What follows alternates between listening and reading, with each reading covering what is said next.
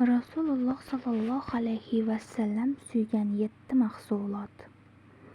Qora sedana.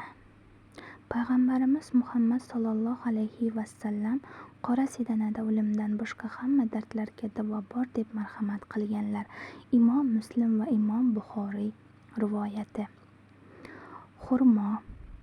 Payg'ambarimiz sollallohu alayhi vasallam aytdilar: xurmo jannat mevasidir, u zaharlanishga qarshi foydalidir. Termiziy rivoyati. Zaytun.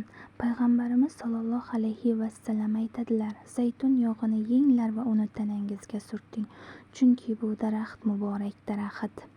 Tarvuz. Payg'ambarimiz sollallohu alayhi vasallam yosh xurmolarni tarvuz bilan yerdilar.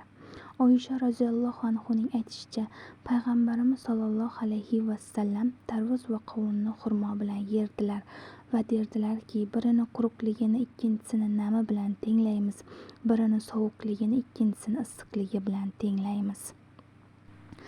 Asal.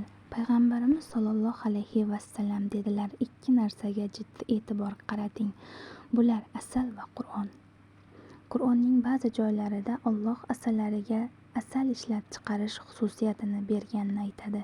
So'ngra hamma mevalardan yegin, bas Robbing oson qilib qo'ygan yo'llardan yurgin, deb vahiy qildi. Ularning qorinlaridan turli rangdagi sharob chiqar, unda odamlar uchun shifo bordir. Nahl surasi 69-oyat. Sut. Payg'ambarimiz sollallohu alayhi vasallam aytdilar: kim taom yesa desinki: ey Allohim, bizni taomni eng yaxshisini ber va barakali qil. Sut ichganida esa desin: ey Allohim, bizga bu sutni muborak qil va uni ko'paytirib ber, chunki sutdan boshqa hech narsa taom va ichimlikni o'rnini bosa olmaydi. Abu Dovud, Termiziy, Ibn Mojoh rivoyati. Qovoq. Anas roziyallohu anhu dedilar: payg'ambarimiz sollallohu alayhi vasallam oshqovoqni yaxshi ko'rar edilar. Termiziy, Ahmad ibn Mojoh, An-Nasoiy rivoyati. Hakim ibn Jobirdan keltiriladi.